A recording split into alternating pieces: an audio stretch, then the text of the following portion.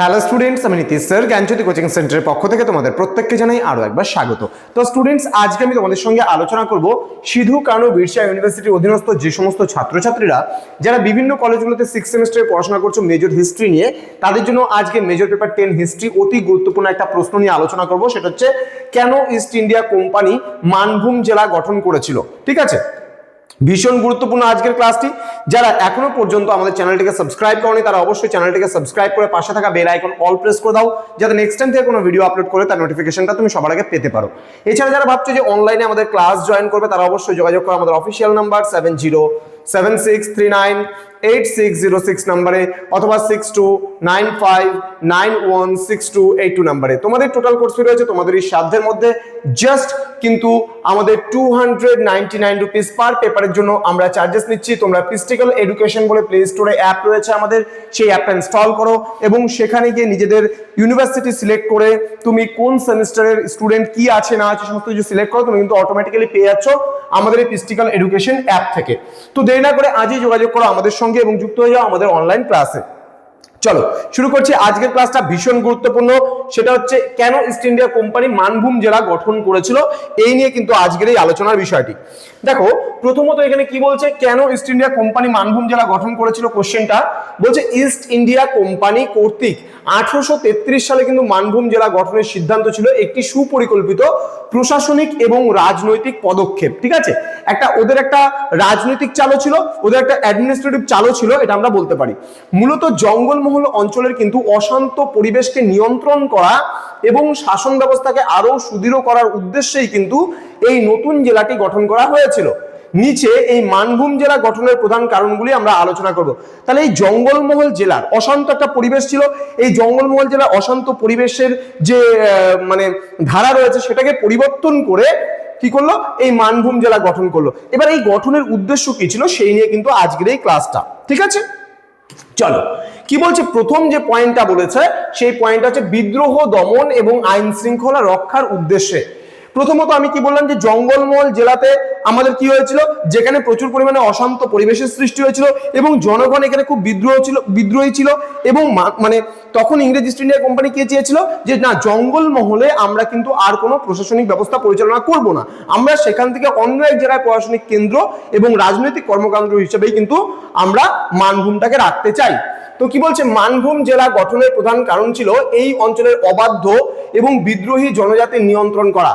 1832 সালে গঙ্গানারায়ণ সিংহের নেতৃত্বে ভূমিজ বিদ্রোহ এবং গঙ্গানারায়ণ হাঙ্গামা ব্রিটিশ শাসনকে কিন্তু ব্যতিব্যস্ত করে তুলেছিল।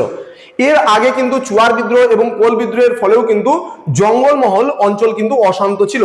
কোম্পানি বুঝতে পেরেছিল যে বিশাল জঙ্গলমহল জেলাকে একটি কেন্দ্র থেকে শাসন করা কিন্তু সম্ভব নয়, তাই শান্তি বজায় রাখতে তারা বারাভূম এবং মানভূম সংলগ্ন অঞ্চল নিয়ে কিন্তু পৃথক মানভূম জেলা গঠন করতে চেয়েছিল। ঠিক আছে, জাস্ট ওয়েট।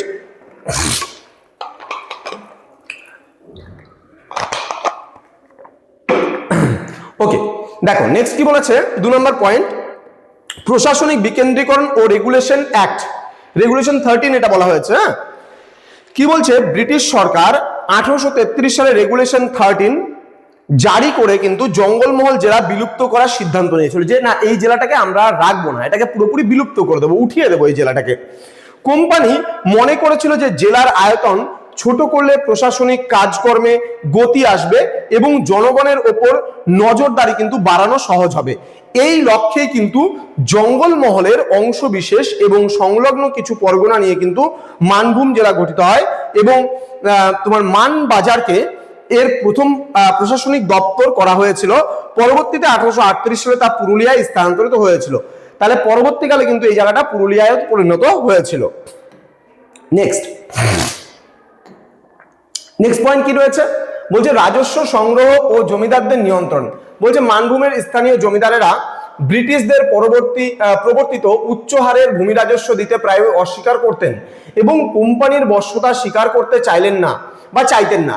একটি পৃথক জেলা গঠনের মাধ্যমে কোম্পানি কিন্তু এই অঞ্চলের প্রতিটি পরগনা থেকে নিখুঁতভাবে রাজস্ব আদায়ের ব্যবস্থা করতে চেয়েছিল।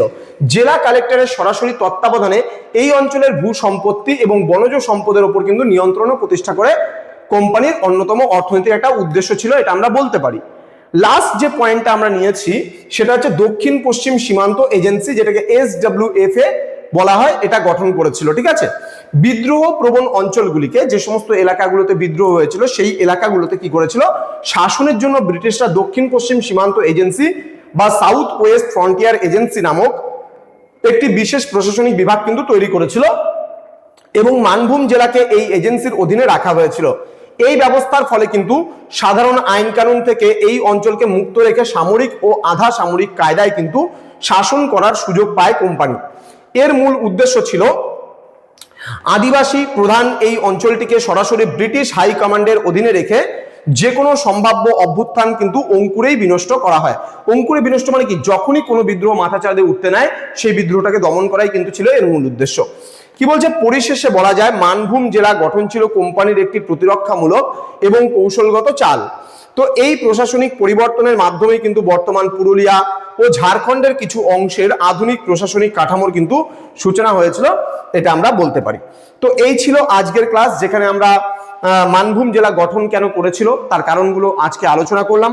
তো স্টুডেন্ট, তোমরা যারা SKBOর আন্ডারে বিভিন্ন কলেজগুলোতে পড়ছো তারা অবশ্যই চ্যানেলটিকে সাবস্ক্রাইব করে বন্ধুদের সঙ্গে ভিডিওটি শেয়ার করো, পাশে থাকা বেল আইকনটা অল প্রেস করে দাও এবং তোমরা পিস্টিকল এডুকেশন বলে প্লে স্টোরে অ্যাপ পাবে, সেই অ্যাপটা ইনস্টল করো এবং সেখানে গিয়ে কোর্সগুলো পারচেস করতে পারো।